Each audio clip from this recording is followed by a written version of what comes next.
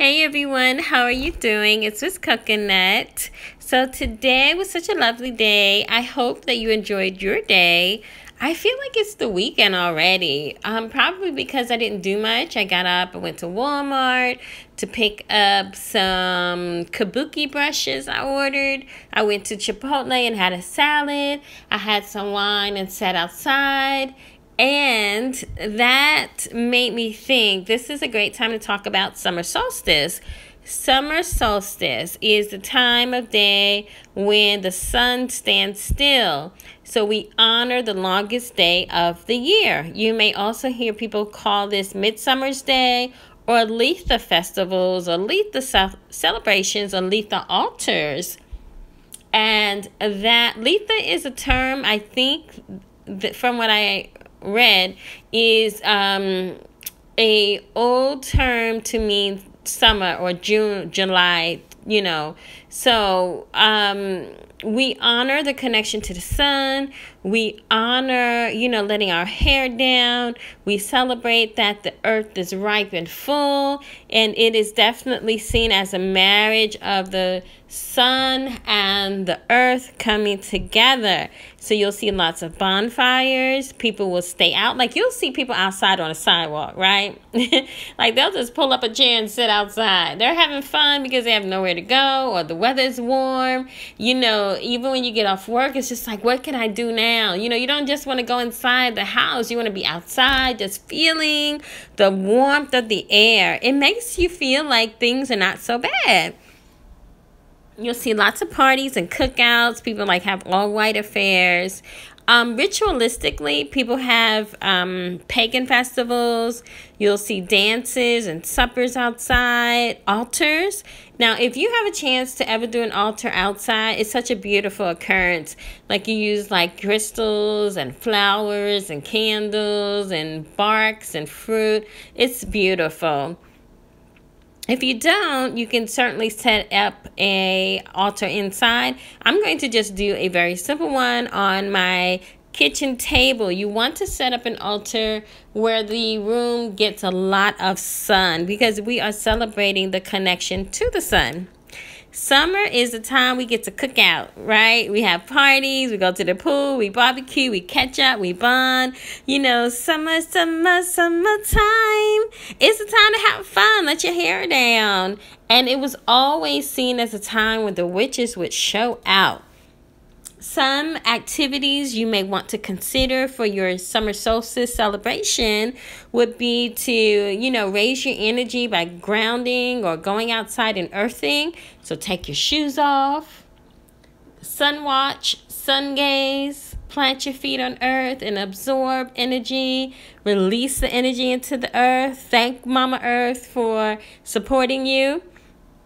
You could dance outside. I think I did that one year. I know I did. I have a video somewhere. I'm going to try to link it if I can. You can collect flowers, drink sun tea. I love sun tea. Have you tried sun tea? Sun tea is basically when you let tea sit out in the sun, and it will soak it for you and seep it for you, and it's just deliciousness. It's also the time we like to detox, right? We'll eat, more fresh vegetables and fruits and water. Well, let me know, how would you celebrate? If you are considering an altar, I'm going to show you a few things that you may want to place on the altar. You, of course, would have a statue or a picture of the goddess, because the goddess is the representation of the fertility and abundance of earth. So that's the connection there. And I have this beautiful painting that one of my Facebook friends did of me. I love it. And you can see she has the nice halo. It's adorable. You can have yellow and orange flowers to stand for vitality and warmth. You, of course, would have some kind of incense burner or censer. And I do have a pentacle. You can have tarot cards. You can have a representation of earth, with some pine cones, acorns, shells, candles, of course, in yellow. Now, the candles, you can do the elementals, the candles that represent the elements. Okay, so you can do that. You can do yellow, you can do red, or you could just go by your own intuition. Flowers, of course, waters. And actually, I'm showing you here that I have some orange water. Now, if you are having a supper, wouldn't it be lovely to have a bowl of orange-scented water at each person's place setting so that they can cleanse their hands? It's a very ancient tradition. I think it's a beautiful tradition to incorporate. So this is my altar setup. It can be as elaborate, it can be as living as you like it. I would love to see what you do with this. And I'm going to show you one more tip regarding summer solstice. Well, actually two, which I'm going to show in another video. I created my own beautiful curvy goddess statue out of a saltwater dough recipe. You probably have seen these floating around like with polymer clay, but I did my own with some flour and salt, and it came out adorable. So I'm going to show that in another video. And then lastly, oh yes, I forgot two things. I have a tip.